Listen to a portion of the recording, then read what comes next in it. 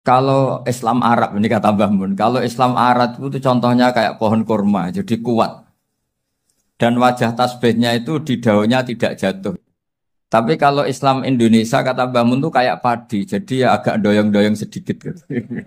Jadi untuk menghadapi angin besar itu pilihannya dua, Anda kekar kayak kurma atau fleksibel kayak padi. Jadi ya doyong-doyong sithik gitu ya.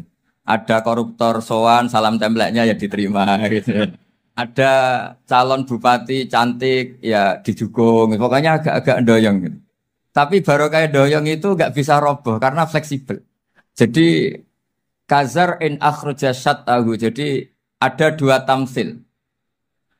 Karena memang menghadapi orang fasik, orang dolim ini kita sebagai ulama itu ya kebingungan. Ini mungkin Ki Afif bisa bahul masail ini.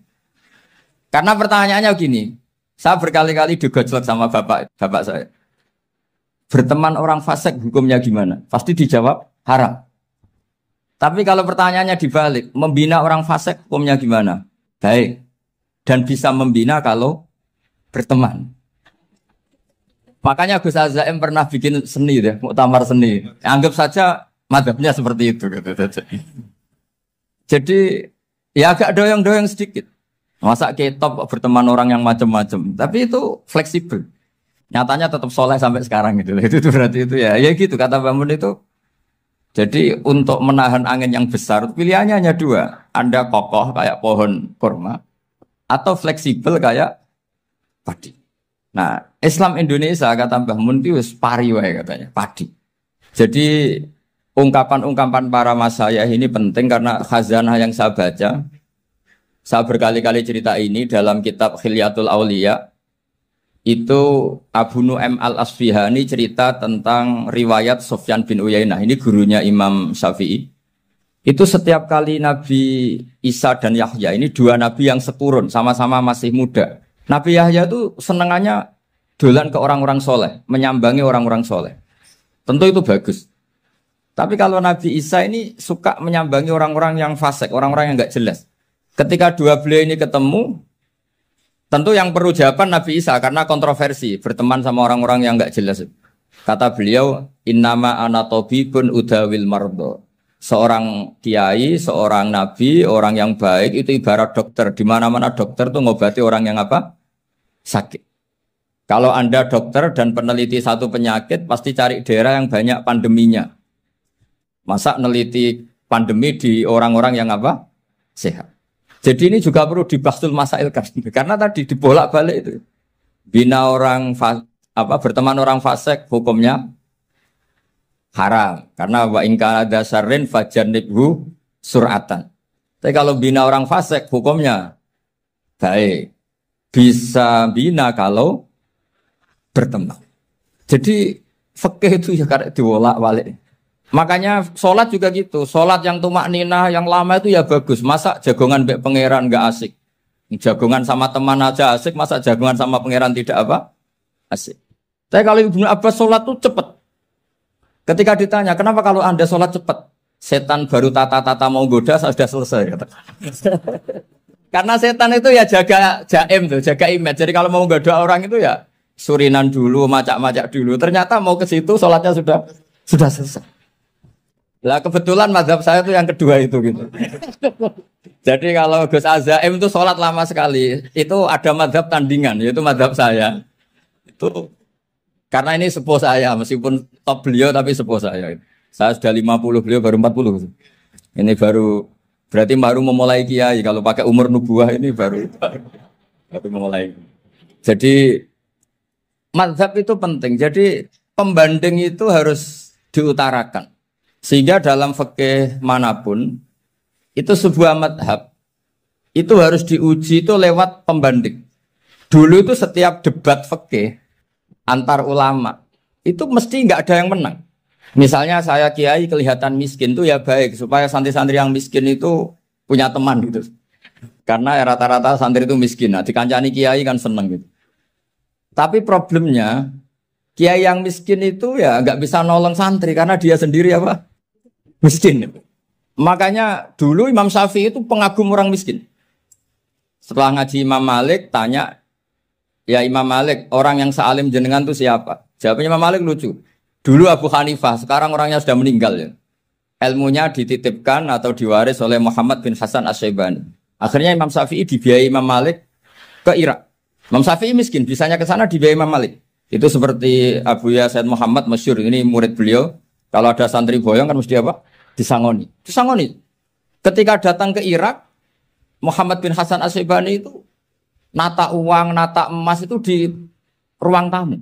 Jadi ngitung uang itu di ruang tamu. Miliatan. Ini kaget, ini kiai kok kedonyan kata Imam Syafi'i itu. Tapi apa kata Muhammad bin Hasan Asy-Syaibani? Anda kagum ini, Anda kaget ini. Kalau kamu menyoal orang soleh kaya, ini tak kasihkan orang-orang fasik. Biar dipakai judi, dipakai selingkuh, dipakai maksiat. Jangan-jangan. Harta ini harus tetap di orang soleh. Kalau ke orang fasik, bahaya. Berarti kiai boleh kaya, boleh-boleh. Semenjak itu ada gerakan kiai kudu sugih. Ya ada yang kesampaian, ada yang enggak gitu saja. Tapi karena kalau pakai logika fikih, harta itu fitnah. Oke, seakan-akan harta itu masalah. Tapi kalau ini dikuasai orang dolim, maka masalah besar. Jika orang-orang soleh ini harus juga menguasai harta. Nah, terus lama-lama dikiaskan kekuasaan. Kalau yang kuasain orang fasik, orang tidak sholat, ribet. Akhirnya kiai terus dukung. Ya akhirnya ikut politik tadi. Nak menawa bupatinya kena diatur gitu. Diatur kon sholat, orang ngasih proposal, maksudnya diatur keng sholat maksud. Ini cerita-cerita apa logika fikih.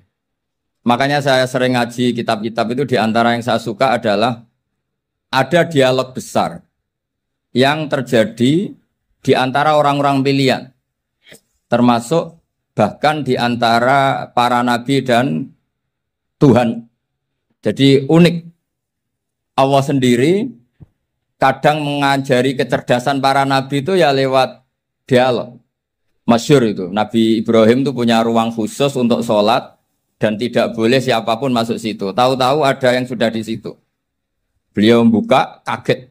Siapa memberi izin ke kamu yang punya rumah ini? Saya yang punya rumah dan saya tidak memberi izin kamu. Yang memberi izin saya itu yang punya saya, kamu dan rumah ini. Yaitu Allah Ta'ala katanya. Wah berarti kamu malaikat dong. Ya saya malaikat Israel. Disuruh nyabut nyawa kamu. Ya agak sopan karena agak pernah mondok di Salafiyah. Itu akhirnya Nabi Ibrahim bilang, wah itu keliru, Anda pasti keliru. Hal ra'aita habiban yumitu habibah, hal ra'aita khalilan yumitu khalilah. Saya ini Khalilur Rahman, saya ini kekasih Allah. Masa ada kekasih bunuh yang dikasih? Itu Israel akhirnya ngaji, masuk akal juga. Ternyata perintah ini mungkin hoax ya. Pokoknya dia terus mikir akhirnya. Iya ya, masa ini kekasih Allah kemudian oleh Allah dibunuh, dimatikan. Terbanglah Israel, matur lagi, ya Allah, kata Ibrahim, hal ra'aita khalilan yumitu khalilah. Masa kekasih bunuh yang dia apa? Kasih. Kayaknya masuk akal Gusti. Mulai ngaji lah kira-kira gitu malaikat itu. Akhirnya oleh Allah dijawab, ya sudah begini, kamu datang ke Ibrahim bilang, hal ra'aita habiban yakrahu ayyalqa habibah. Masa kekasih tidak siap ketemu yang dikasih.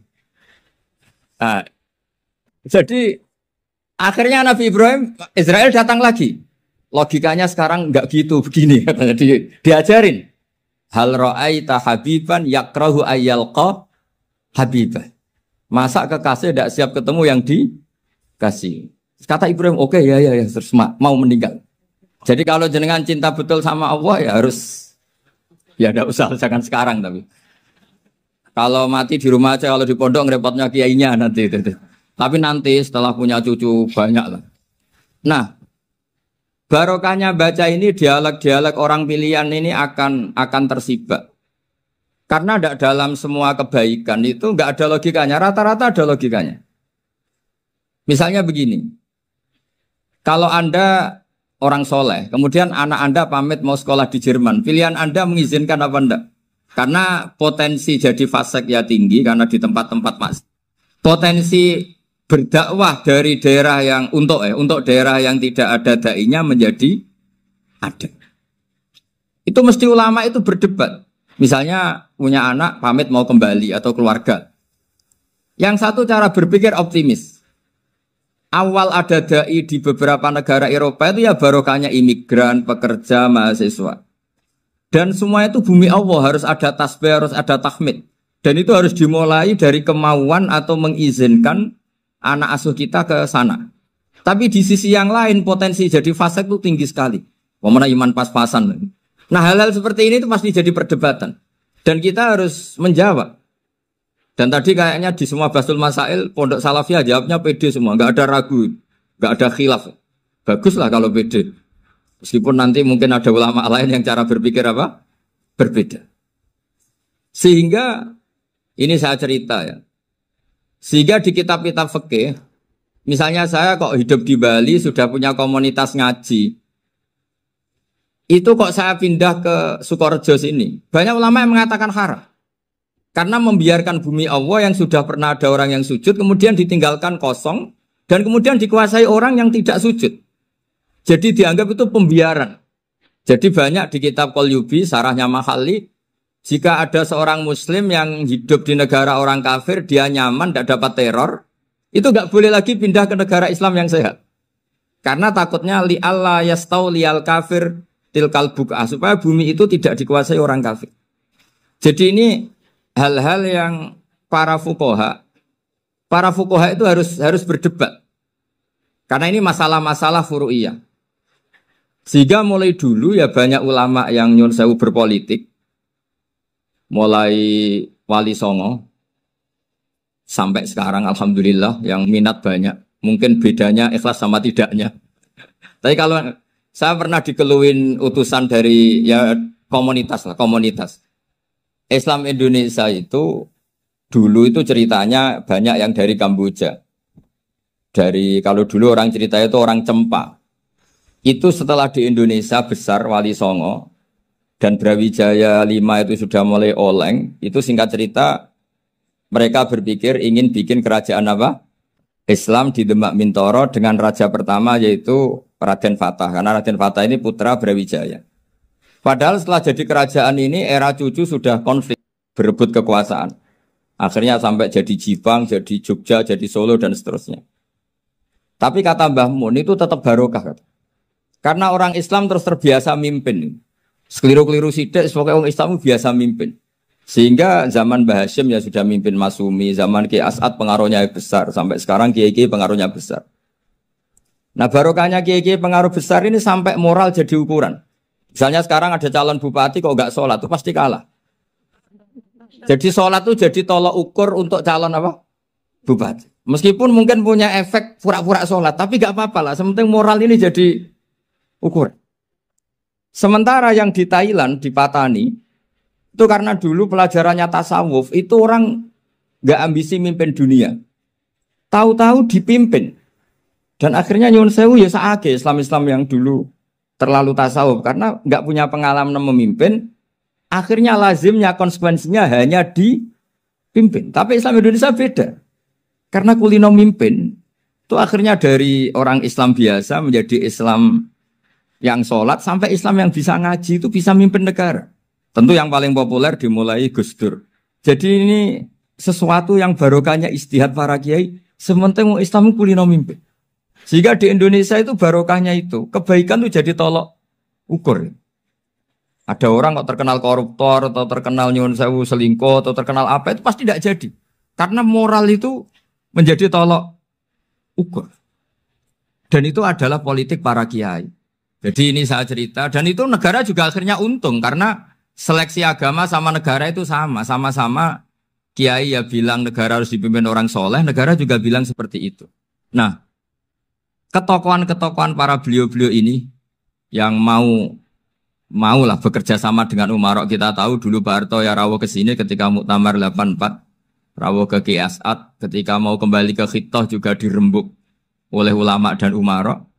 Dan akhirnya ini menjadi negara yang alhamdulillah semoga selalu menuju baldatun thayyibatu wa rabbun ghafur. Nah, kemudian di sini saya tabarruk dengan Said Muhammad, gurunya Kiai Haji Azaim. Saya mau cerita tentang amaliyah tadi. Saya sebetulnya nggak niat bacakan bab itu, gara-gara ada khataman jumlahnya banyak saya jadi pusing.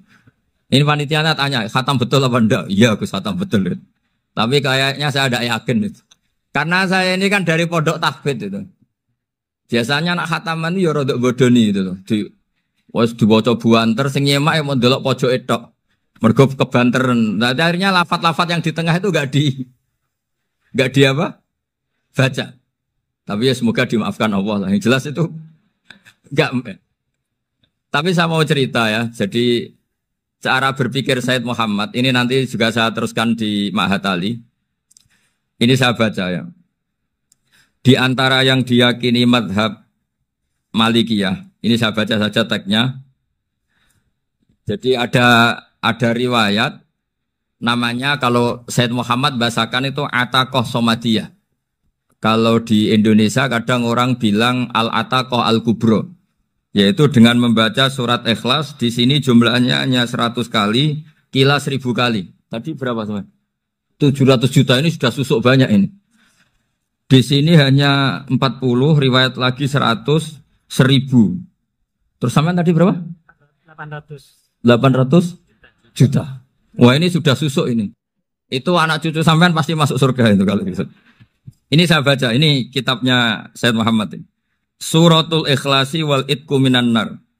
Akhrajat Tabrani fil Kabir an Firuz ad-Dailami wa wa Ibnu Uftin Najasi. Waqad khadaman Nabiyya sallallahu alaihi wasallam. Orang ini jadi khadimnya Nabi. Qala Rasulullah sallallahu alaihi wasallam, "Man qara'a qul huwallahu ahad mi'ata marratin fi shalat ghairiha kataballahu lahu bara'atan minan nar." Ini hanya berapa ini? Mi'ata marrah. Berarti kalau satu orang itu cukup 100. Tadi sudah untuk 7 turunan tadi untuk orang berapa? Ya, untuk 7 turunan cukup. Untuk 7 turunan. Ya sudah susuk ini, sudah susuk ini. Ribet ini. Nah ini tak cari pembenarannya, ini supaya keren. Ini di halaman 188 Abwabul Farad. Warwa Ibrahim bin Muhammad al-Khiyari fi fawaitihi an Khudzaifa marfu'an. Man qara'a qul huwallahu ahad alfa marratin faqad ishtara nafsahu minallah. Berarti 100, ada riwayat lagi 1000. Nanti tak carikan lagi yang berapa? 1 miliar. Jangan banyak-banyak. Nah ini saya baca ya. Wa hadzal adatu huwa al-ma'rufu bi ataqatis somadiyah.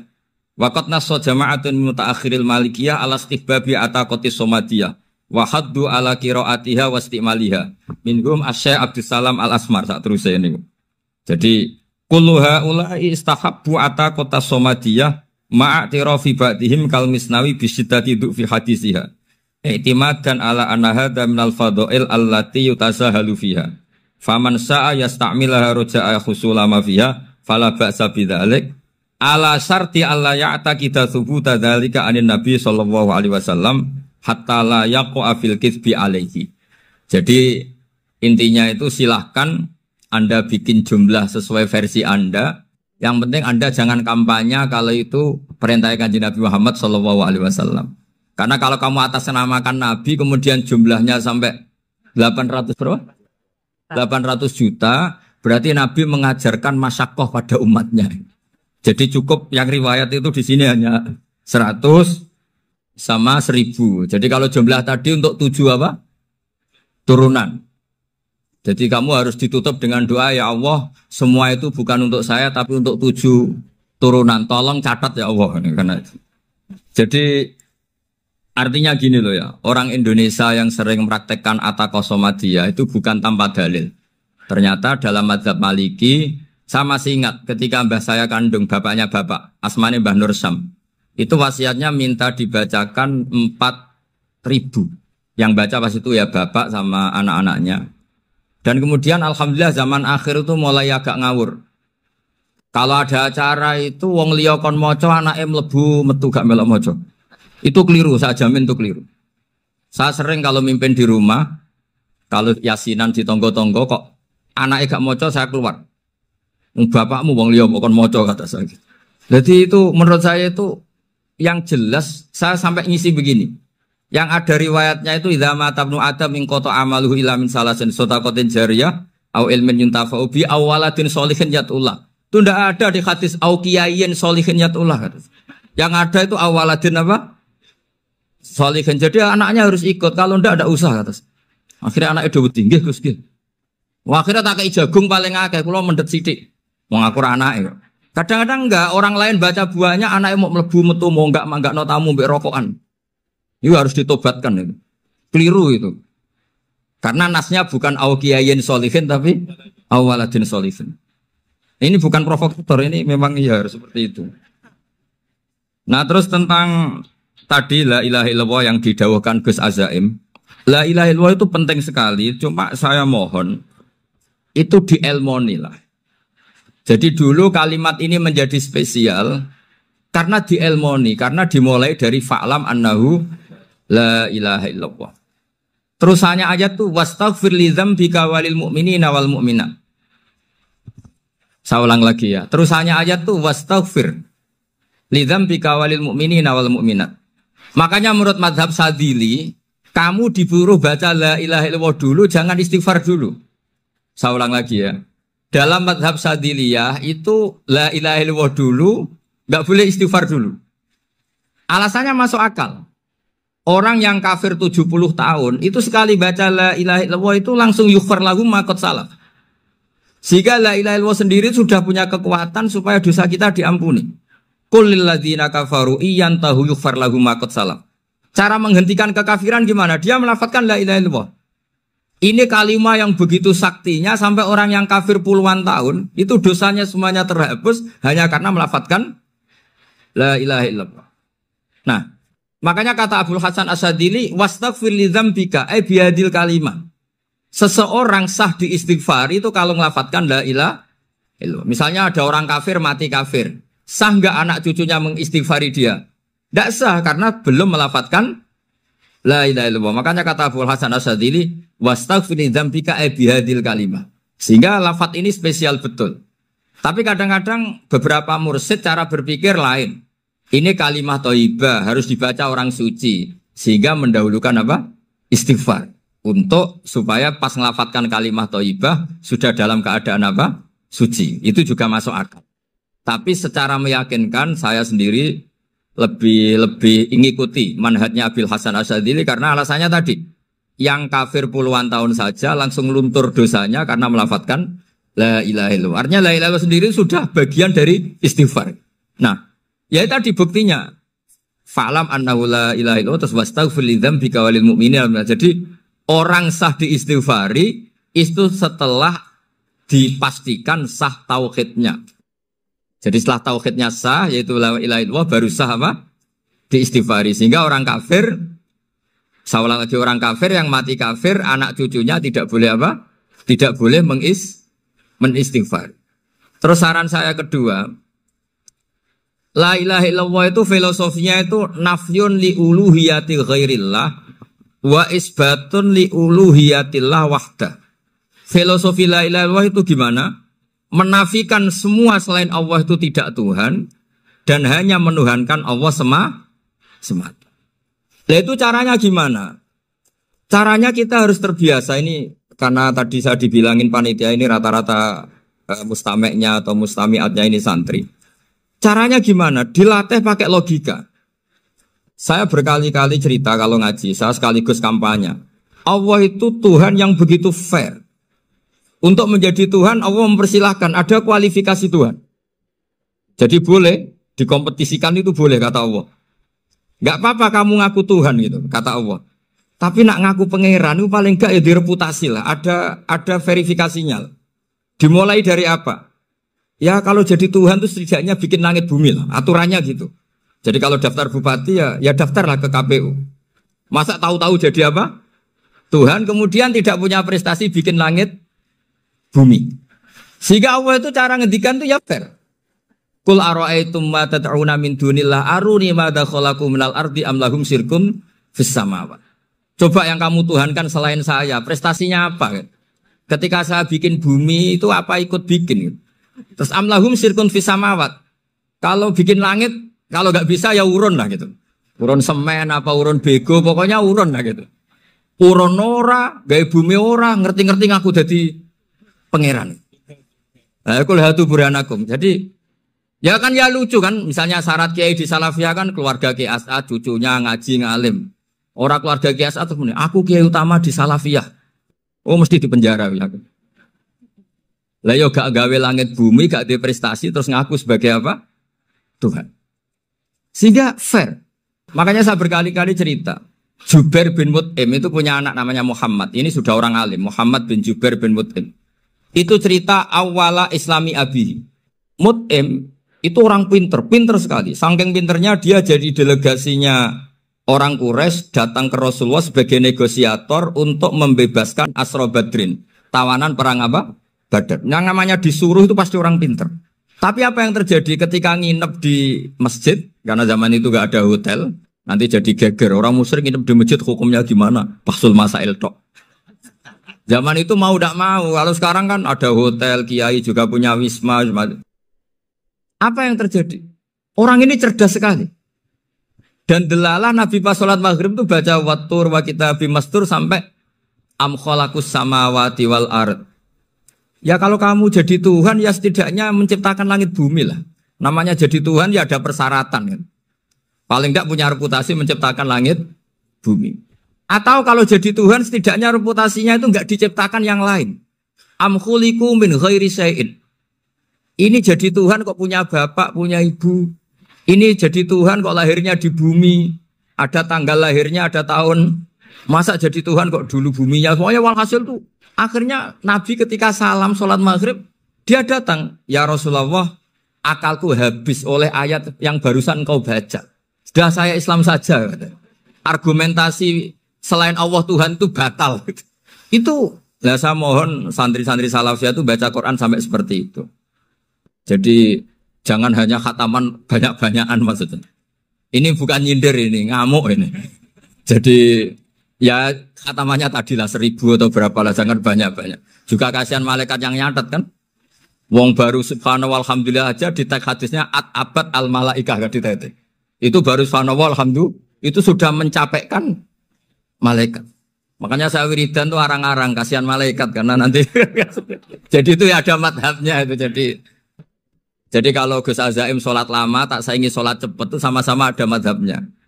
Yang cepet kayak saya tadi setan pas tata-tata mau goda pas rukuk saya sudah itidal. Mau goda itidal saya sudah sujud pusing dia. Tapi jangan tiru ini madhab yang agak-agak khusus lah sudah cara orang Madura agak khilaf tuh. Khilaf ya. Khilaf ini agak khilaf ini sudah. Tapi saya ingin lah. Sampean kalau ngaji Quran itu dilatih berlogika. Jadi Allah itu fair. Gak apa-apa kalian ngaku Tuhan tuh gak apa-apa. Tapi tunjukkan prestasi kamu apa. Aruni madza khalaqu minal ardi am lahum syirkun fis sama. Am khalaqus samawati wal ard. Diulang lagi am khuliqu min ghairi syai'in. Setidaknya kalau jadi Tuhan itu ya gak butuh yang lain lah. Masa jadi Tuhan kok wujudnya saja butuh orang lain, butuh bumi, eksistensinya butuh makan, butuh minum. Makanya Allah cara meniadakan uluhiyah selainnya itu Allah itu redaksinya itu mengena sekali. Yaitu tadi dengan cara-cara seperti itu. Sebagian ayat disebutkan ma asyattuhum khalqas samawati wal ardi wala khalqa anfusihim. Wong Tuhan kok enggak punya reputasi bikin langit, bikin bumi, bahkan untuk menciptakan dirinya sendiri saja enggak bisa.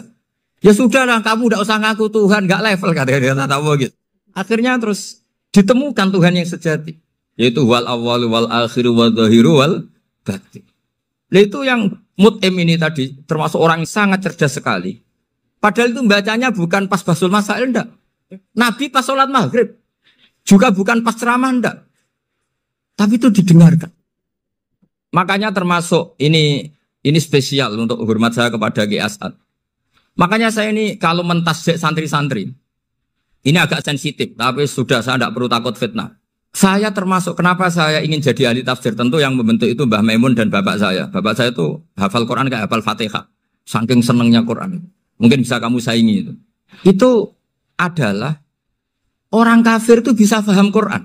Itu sangat menyinggung saya. Orang kafir itu bisa paham Quran. Ketika Umar Islam itu karena mendengar apa coba? Mendengar apa? Quran. Dan itu masih kafir apa sudah Islam? Masih kafir karena kalimat-kalimat yang di Quran itu begitu jelas wal kitabil mubin sehingga didengarkan orang kafir pun tuh ngefek. Makanya ketika Umar datang ke saudari putrinya, kemudian dengar Toha ma anzalna alaikal Qur'an apa? Litasqa, itu dia terus iman. Begitu juga Mut'im.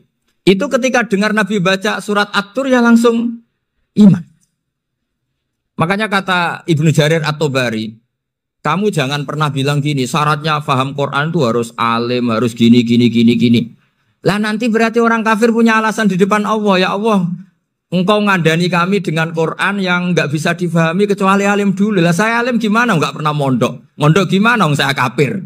Jadi artinya gini, kata Ibnu Jarir At-Tabari, Allah tidak mungkin mengatakan gini, ifhamil Quran bima la fahmalaka. Quran itu harus kamu fahami. Sementara orang kafir karena lafadznya Quran khusus nggak bisa memahami. Makanya Quran itu dibaca. Itu banyak orang kafir yang menjadi muslim karena mendengar apa? Al-Quran. Padahal kafir.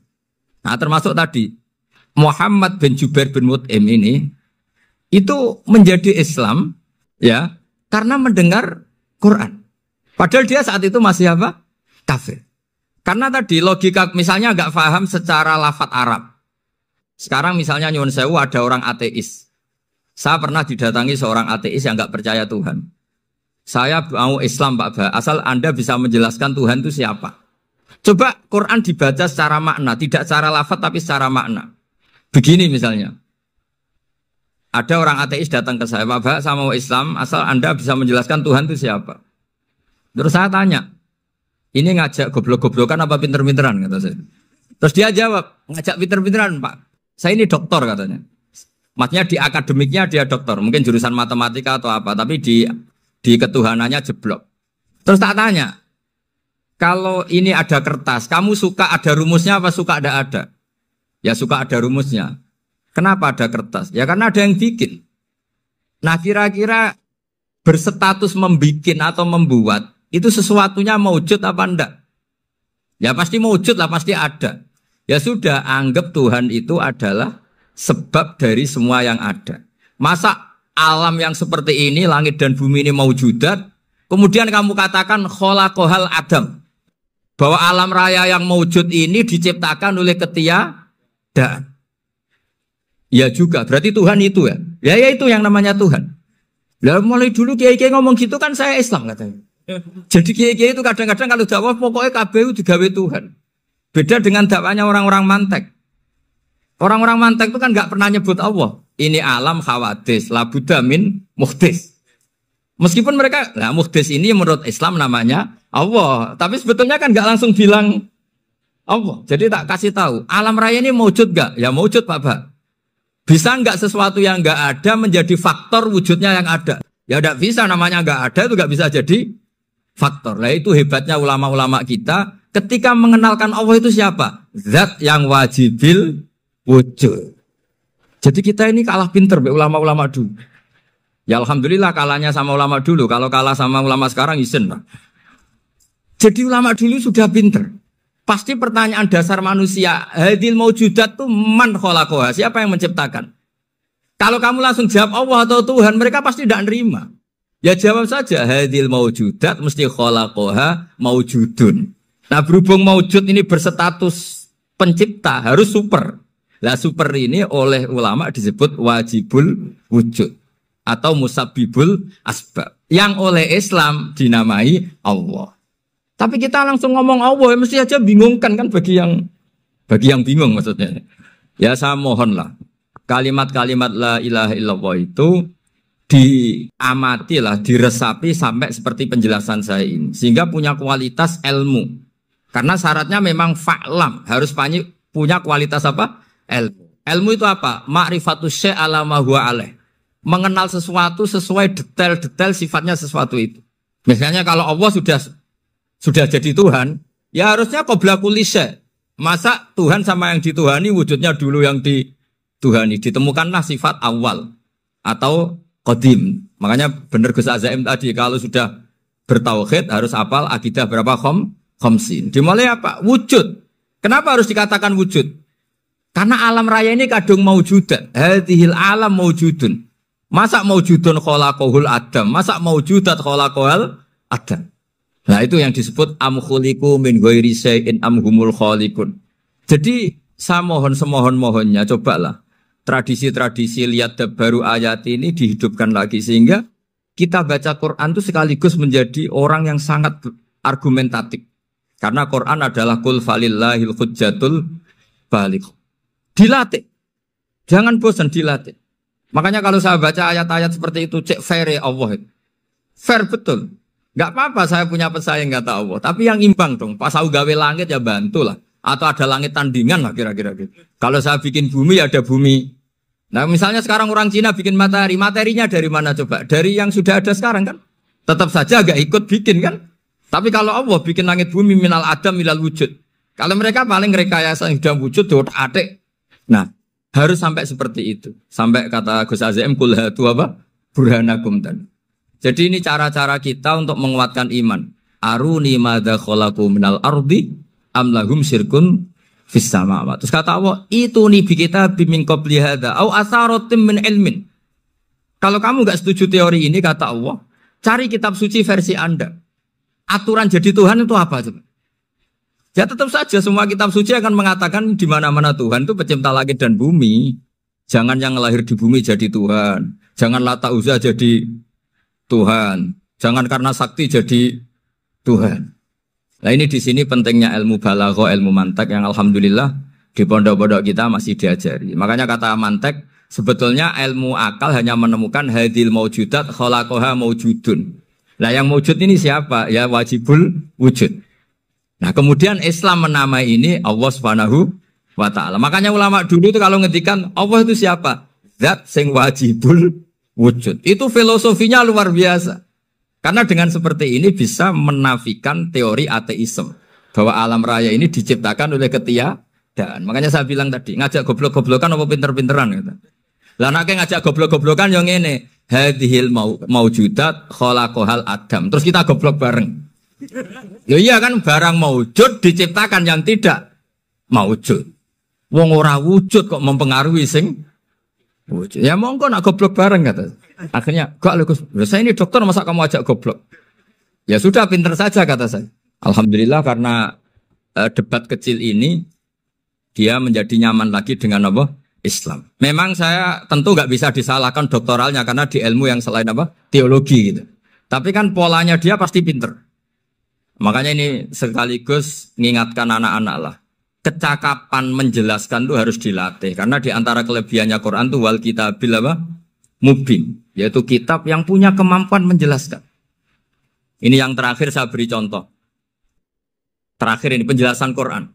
Dulu orang kafir itu cara berpikir itu begini. Muhammad, urusan kita ini banyak. Problem kita banyak. Masa iya urusan yang banyak ini cukup dengan satu Tuhan? Kalau problem banyak ya Tuhannya harus banyak. Ada Tuhan pohon, Tuhan hujan. Ya kayak Cina itu ada Dewi Kuan Im keberuntungan, ada yang sial. Yang pokoknya diurus yang banyak lah. Maka mereka bilang aja'alal alihata ilaha wahida inna hadza la syai'un ujab. Ini aneh urusan banyak kok Tuhannya satu ini aneh lah. Tapi Nabi secara sabar dan yang diomongnya orang kafir. Tidak anak Mahatali, orang kafir. Jadi nanti kalau anak Mahatali gak paham Quran kebangetan orang kafir saja paham. Akhirnya Nabi secara santai, secara rileks memberi penjelasan gini. Kalau Anda menjadi buruh, kalau orang Arab dulu bilang abdan.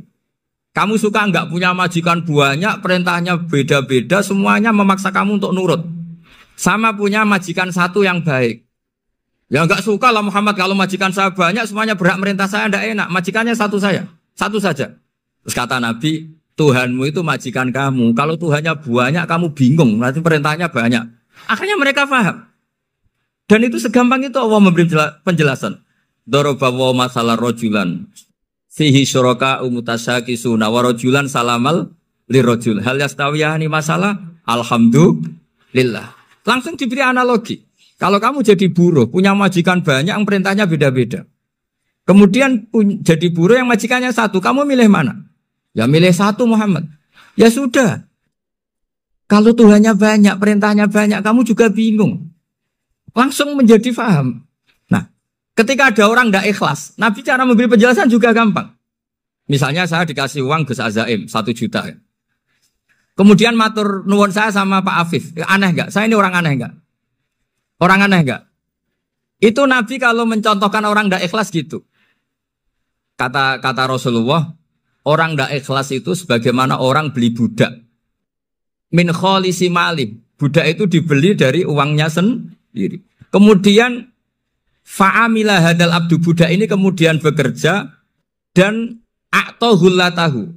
Hasilnya dikasihkan sama orang lain. Terus Nabi memberi percontohan. Ayasurrukum ayyakuna abdukum kadzalik. Apa kamu suka kalau budak kamu seperti itu? Dulu orang-orang dulu kan beli budak untuk disuruh bekerja terus disuruh setor apa? Hasilnya.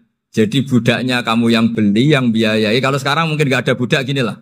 Saya nyuruh Zaid, tak kasih mobil, tak kasih bensin, tak kasih uang jalan supaya narik angkot. Hasilnya disuruh ngasihkan saya.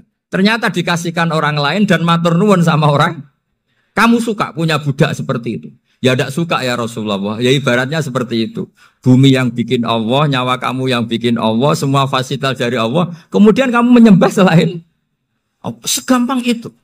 Dan Nabi telaten sampai dulu yang mayoritas orang kafir menjadi mayoritas Muslim. Dan semuanya tanpa paksaan. La ikroha fiddin. Karena qad tabayyana rusdu minal ghayy.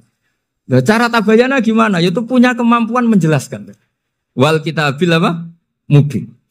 Ini makanya saya mohon lah. Ini saya mohon semohon-mohonnya anak-anak ini kan kader-kadernya Mbah Samsul Arifin, Mbah As'ad, Gus Fawaid, sekarang Gus Azaim, semuanya harus punya kemampuan wal kitabil apa? Mubin. Sehingga di antara sifatnya Nabi itu fatonah, punya kecerdasan. Nabi itu gak pernah debat kalah, itu meskipun sudah terdesak gak pernah kalah. Pernah Nabi itu ngendikan la adwa wala tiarata, tidak ada penyakit menular. Ada orang yang mungkin kurang suka iseng, ada onta yang sudah gudiken dijejerno sama yang waras, ternyata yang waras jadi gudiken. Akhirnya Nabi diundang lah kira-kira gitu. Ya Rasulullah, kata engkau gak ada penyakit menular. Tapi ini onta yang gak gudiken tak jejerkan yang gudiken ikut gudiken. Berarti kan menular. Nabi santai jawab, faman jarrobal awal. Lalu yang pertama gudiken ketularan siapa katanya. Wah kalau ini asli Nabi, ya sudah seperti itu. Jadi ngiranya dia menang karena yang gudikan pertama nulari yang kedua. Ternyata Nabi tanyanya lagi, faman jarrobal awala, yang gudikan yang pertama siapa? Oh ini asli ya maksud saya itu. Jadi Nabi itu gak pernah kalah. Karena Nabi punya apa? Fatona. Jadi saya mohon, ya tadi makanya ini efeknya tuh khatamannya gak boleh banyak-banyak ya. Maksud saya kalau musim khataman ya gak apa-apa, khataman banyak-banyak. Tapi kalau gak musim khataman ya musim-musim tadabbur gitu. Tapi kalau ini musim khataman ya monggo lah. Cuma saya kok kasihan malaikatnya tadi itu kok. Ya ngoten mawon, minta maaf. Assalamualaikum warahmatullahi wabarakatuh.